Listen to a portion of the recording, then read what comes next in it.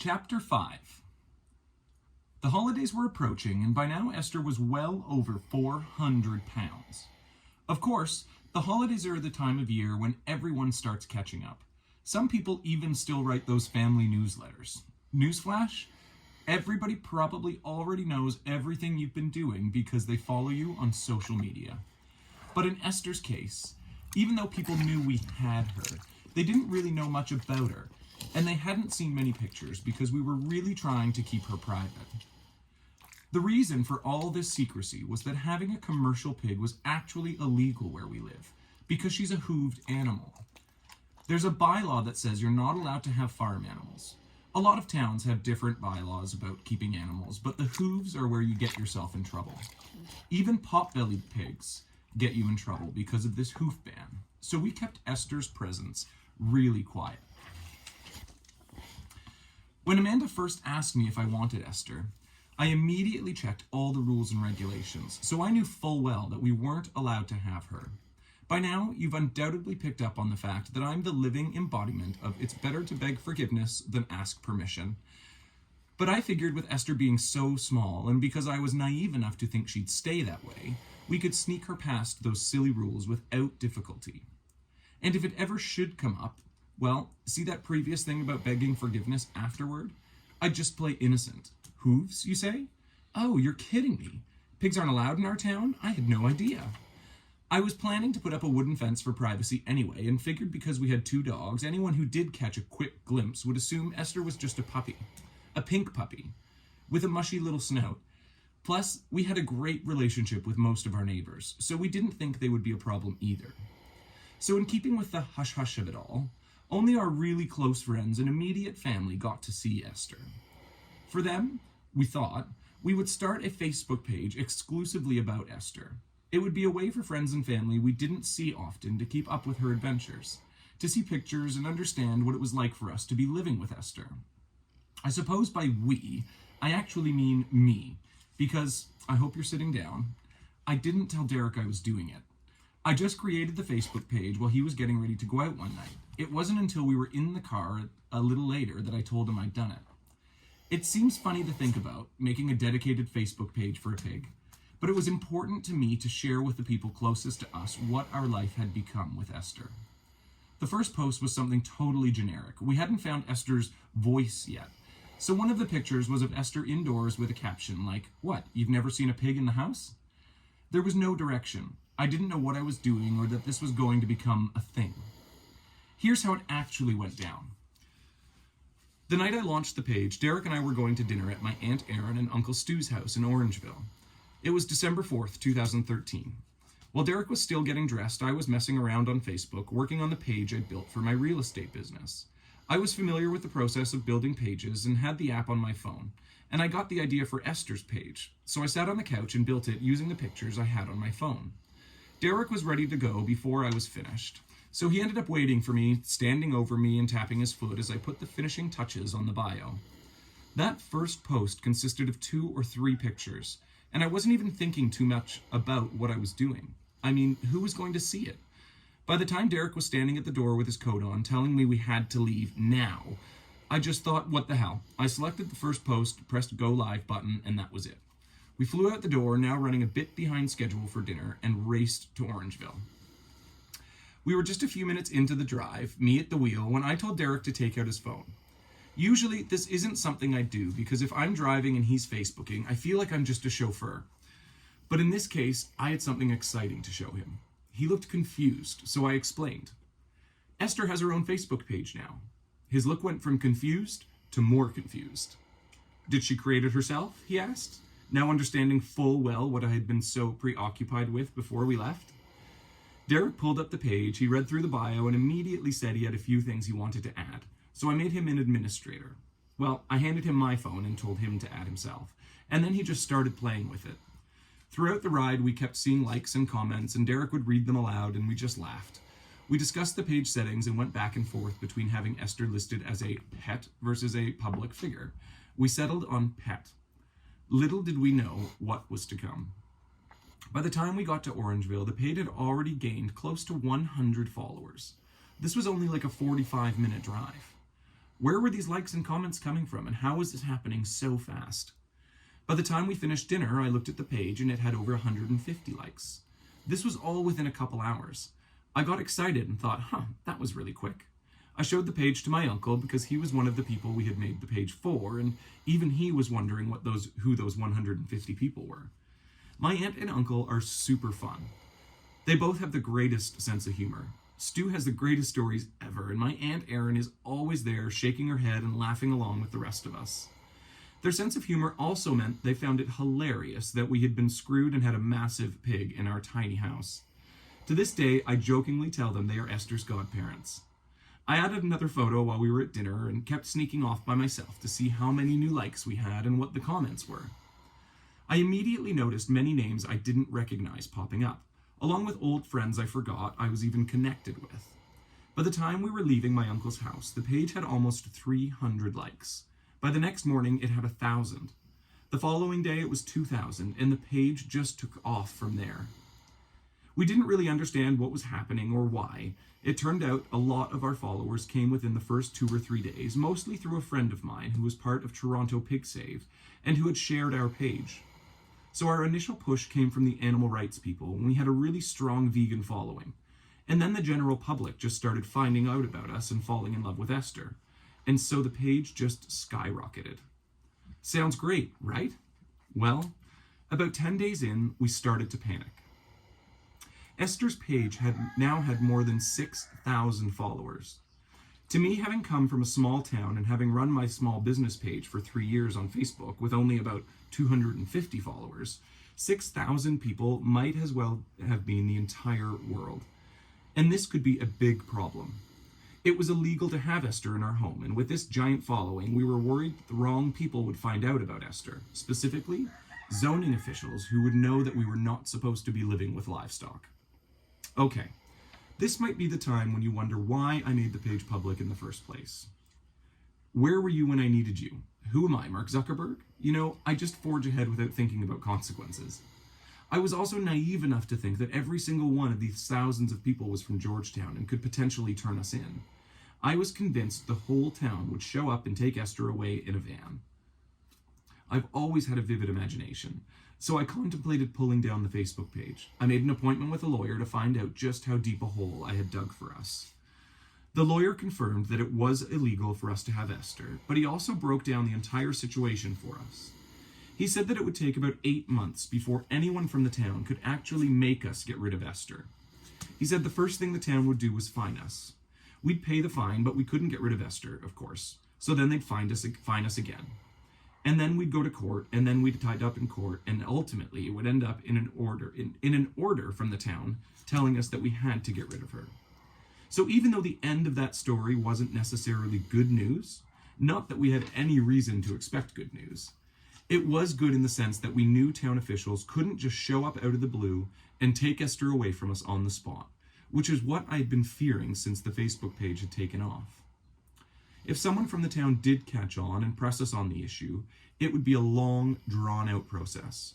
We'd know it was happening as it happened. We also knew we had 8 months to figure things out. And that was 8 months starting from whenever we were contacted by the town, which hadn't happened yet. But we wanted to be prepared.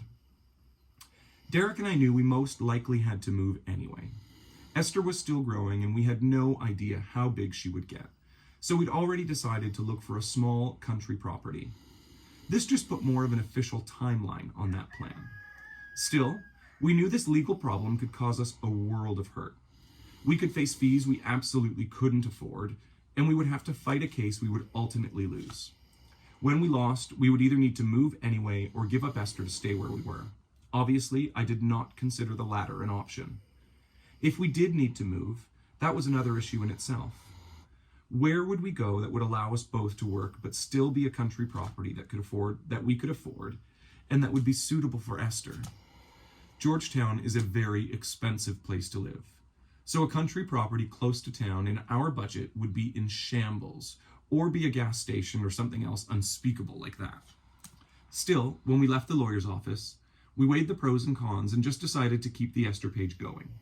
Ultimately, we knew we would never give up Esther, and we knew we would have to find a proper place for us all to live anyway. It would happen sooner or later. Necessity is the mother of invention, and we were headed full speed down the highway to necessity. The page was growing at an astronomical rate. Thousands upon thousands of people were liking the page and falling in love with Esther. We had not expected this at all. By the first week of January 2014, we had news crews coming by and the Toronto Star doing full-page stories on Esther. So we obviously were leaning into the whole media attention thing. At that point, we figured, hey, what the hell? Let's just do this thing. All of a sudden, technically about 45 days, we had 30,000 followers, and we still didn't really understand why all this was happening. We didn't know why our story was such a big deal. Even though Esther's page was immensely popular when we thought about it, we realized it still didn't really have a voice or a direction. It had amassed a strong following among vegans, so we decided to cater to them by giving the page a far greater pro-vegan angle. We started putting in vegan memes and talking about good plant product foods, but pretty soon after that, we started to see headbutting between the vegans and non-vegans. We'd never seen that coming, and we really didn't like it. We've always disliked what we refer to as the Nazi vegan movement, or as they refer to themselves, animal rights, the abolitionist approach. This movement was started by people who I'm sure had good intentions, but they have black and white beliefs and harsh views of what constitutes a positive change. People who share those beliefs were constantly putting up posts on our page, criticizing us for what we were doing. They were even criticizing our followers for what they were doing. In essence, they were hijacking our page to push their agenda and alienating people who just wanted to follow our story. For instance, there was a woman who posted a comment to our page that said, "I just want you to know that thanks to Esther, I've given up pork." This was kind of a big deal to us. We had yet to understand what we would come to call the Esther effect, and we considered that a win, a great step, and we told her as much. I replied, "Congratulations, that's a great step," but that wasn't enough for the hardcore vegans. They tore into her for only giving up pork, and us for supporting her. Now, let's be real. By that point, Derek and I were vegans, so of course we didn't want anyone to stop at just cutting out pork. Ideally, we wanted our followers to stop eating all animal products, but why chastise someone for taking a step in the right direction? I put myself in that person's position. If I wrote on a page to say, "Hey, I've changed my life in this way because of you guys," and that person responded to me with, "Well, it's not enough. You should also be doing this and this and this," I'd be like, "Well, screw you then." And that would be the end of my connection. So instead, we congratulated people on those baby steps, and then we'd get attacked for it. The abolitionist movement would chime in on our congratulations and say things like, "How is this pro-vegan? Are you saying pigs are more important than chickens or cows?" Of course, we weren't saying that, but they took a hard line and would post comment after comment that vegan was the only moral choice. That kind of negativity didn't foster what we were trying to accomplish. We found ourselves in a mess as we were figuring out the page's direction and tone. A few crazy people attacked us for jokes they considered inappropriate. We posted a photo of Esther's giant rump and said, "Eat your heart out, Kim Kardashian." We thought it was obvious that this was just a joke, but certain people jumped all over us. Some claimed we were sexualizing Esther. I mean, really? It was ridiculous, and honestly says more about the commenter than us. But we didn't want anything that would upset people. So we considered that in creating the tone of our page and decided to keep things mainstream and lighthearted. We tried to maintain that connection people were finding with Esther, and to make them look for answers to questions on their own because they wanted to, and not because we were ramming propaganda down their throats. Every group has its own way of doing things. Take People for the Ethical Treatment of Animals, PETA, for example. That organization has hard-hitting, explicit print ads and very graphic, attention-getting street displays. That makes sense for PETA, and I understand why its leaders do it. We actually met with Ingrid Newkirk, the president and co-founder of PETA, and she told us exactly why they do the crazy campaigns. Here's the bottom line. Purchasing ads that would garner the same amount of attention would cost them thousands of dollars they don't have.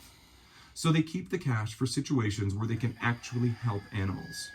Instead of buying ads, they do outlandish campaigns. That's what they're known for. Some people love it. Others think the people behind PETA are just a bunch of crazy extremists.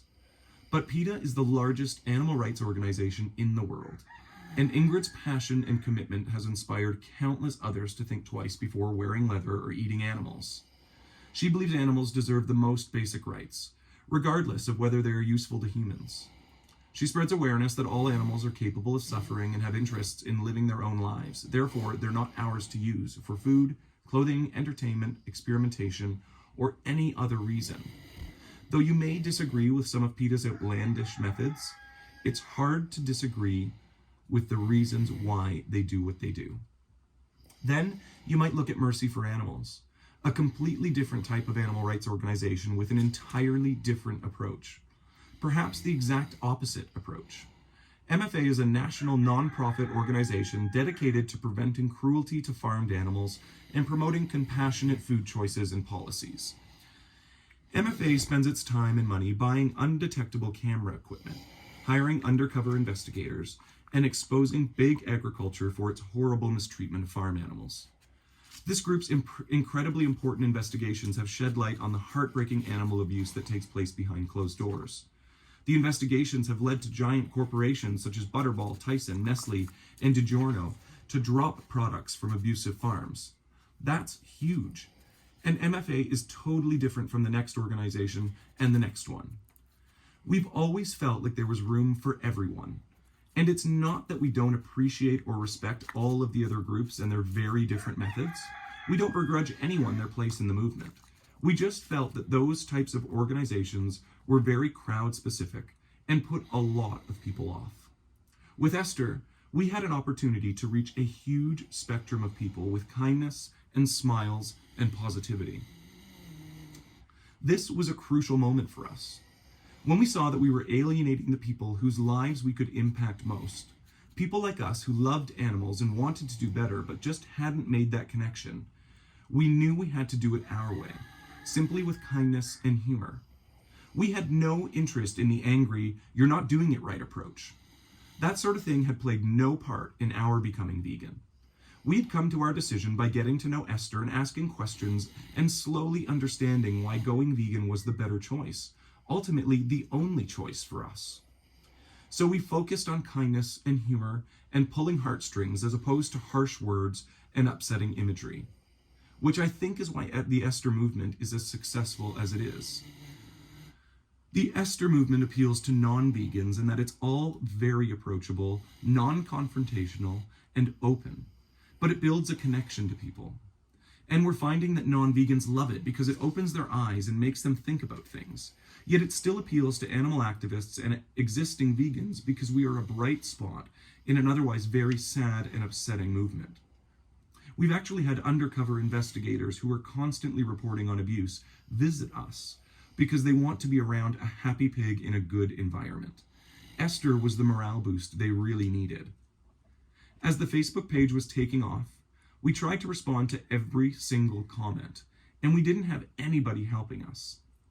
Yes, we actually still try to respond to everyone. Can you imagine? I guess that also falls under our abiding need to be people pleasers. I was also noticing an influx of followers on my private accounts.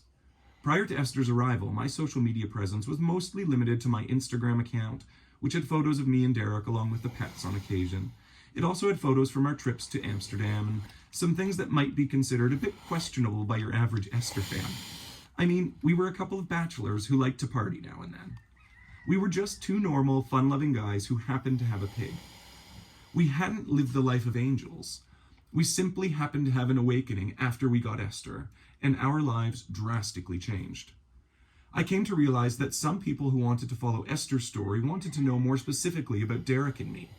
I could tell because when I went on Instagram, I found that strangers had suddenly started liking photos I posted as far back as 2 years ago. Until then, I'd never thought my personal life would be of such interest. But for some reason, some people's fascination with Esther expanded into an interest in me and Derek. We weren't comfortable with it, so we ultimately decided to do a search and destroy mission for a lot of our online footprints. We had become public figures of a fashion, and we realized it would be smart to say sayonara to material that some people might consider a bit risque. Shortly before Christmas, I converted my Instagram account to Esther's Instagram and removed all the personal stuff. We never would have thought Esther would take over all our social media, but the demand was there, so ultimately that became the best plan of action. Our heads were spinning because of the unexpected impact our little Facebook page was having. It's been mind-boggling. In keeping our message non-preachy and mainstream, we've managed to spread awareness so far. We've been covered in People magazine's Pets of the Week and also in PETA's magazine. Being able to have Esther make connections with people across such different platforms showed us that she was really striking a chord and that we could make a difference. It was around then that we started thinking about recipes and creating Esther's Kitchen. And with that, we lost all references to vegan and started calling everything Esther approved. Of course, that means vegan, but so many negative connotations seem to come with that word that we decided to take a softer approach while still sending the same underlying message. And it worked. We didn't do this just because of the headbutting between vegans and non-vegans. We were getting a bunch of emails from non-vegan people who were telling us how much we'd opened their eyes about pigs. People from all over were sending us messages saying they had no idea how clean pigs were or how smart pigs were, and basically retelling us our story. In reading these emails, we realized that Esther's photos and stories and funny captions had the same impact on other people as she'd had on us. And we were impacting people without having to preach the message. I think our softer, non-confrontational approach, using humor and kindness in Esther's funny photos, was a big part of why Esther has been such a success in actually changing people's lives. That's what we call the Esther effect. Esther has had such a vast impact on people in so many different ways, we are constantly astounded. We met a French woman in Montreal who was in her 70s and already vegan. She introduced herself in very broken English. She told us how much she loved Esther and that she found Esther's page through one of her vegan friends. She said that Esther's page had actually taught her all the English she knew. She had started by translating the captions, and over time she needed to translate less and less. She was literally teaching herself English because of Esther, just because she wanted to follow Esther's story and know what we were saying, which was just incredible. We also had a mother who wrote to tell us that she was a vegan and that she worked a lot in animal advocacy, but her husband and kids were meat eaters. She said that she never wanted to force her opinion on her kids and had been very careful not to do so, but her son fell in love with Esther. He wanted to see what our pet pig was up to every day. One day, the woman was looking at something on her computer about factory farms. Her son wandered over and saw the pictures of pigs in such awful situations, and he started to cry. He asked, "Is that Esther?" She told him no, that was another pig, but it could have been Esther. She told us that was my opportunity to explain what was going on, because he was so fond of Esther and was confused by what he was seeing. That's when she explained to her son why she's vegan. She told us that the boy bawled his eyes out as he made the connection. He told his mom that as far as he was concerned, all pigs were Esther. On his own, he stopped eating meat. Even as months passed by, he was still vegan because of Esther. That blew my mind. Life was busy, and we were trying to maintain our lives as we knew them before Esther. Derek was consistently booked for magic shows. I was doing my real estate work. When I had time, I was taking as many pictures of Esther as I could to keep her Facebook page active. When we had downtime, we'd sit together in the living room, TV on, both of us face down in our phones. One night, we were sitting in the living room just doing our typical routine. Derek was reading messages and responding to comments, and all of a sudden, he burst into tears. I didn't notice at first. I was lost in my own stuff, not paying attention to him. But when I finally looked over, he was sobbing. I laughed at him because I know he'd been overwhelmed and tense, so I thought he was just letting it all out. I'm kind of a jackass like that. But he didn't laugh with me as he normally would have. He was serious. He handed me the phone and told me to read it. Derek had been reading a message from the page, or on the page, from a woman who was vegan, but her husband wasn't. They'd lived happily, each allowing each other to live and eat as they preferred for many years. But one day when they were in the grocery store together, her husband was ahead of where she was in the aisle. She watched as he picked up bacon and then put it back. She said nothing to him at the time, but when they got back in the car, she asked about it. He looked at her and just said one word, Esther. And it was understood. He couldn't eat bacon anymore. I felt a pit in my stomach when I read the message. It's hard to explain how it feels to read that kind of message. I had never been told by anyone that I had that kind of an impact on them. Clearly, neither had Derek. This was an older couple, dare I say, probably in the third act of their lives, and that someone of that age would even consider changing his life led to the realization of how powerful Esther was and what potential she had. And this was all without our saying things like, you should be vegan, or you shouldn't be eating this, or you shouldn't be eating that. A picture and a caption. That's all it was. They had such an incredible influence on people we'd never met or spoken with. How was this possible? Photos of Esther making people laugh and smile were helping them make the connection on their own, without our pressing a negative message or showing horrific photos that most people ignored, ourselves included. Esther was a very real being who was having a very real impact. This was working out better than we ever could have dreamed. Hey, Bobo.